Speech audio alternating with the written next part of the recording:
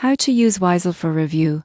Properly beginner mistakes that cost you. WiseAlpha is a platform for investing in corporate bonds and fixed income assets, but beginners often make mistakes that reduce returns or increase risk. Here's how to use it properly.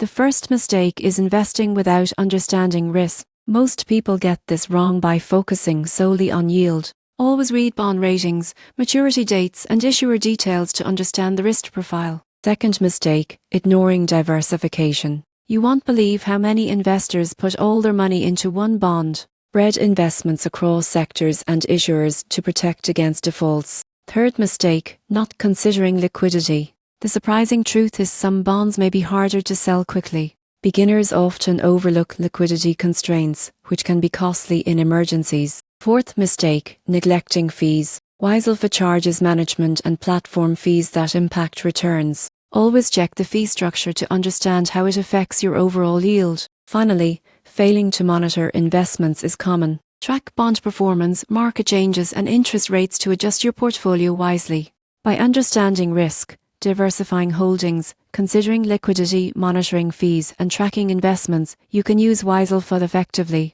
Avoid these beginner mistakes, and your bond investing experience will be safer, smarter, and more profitable.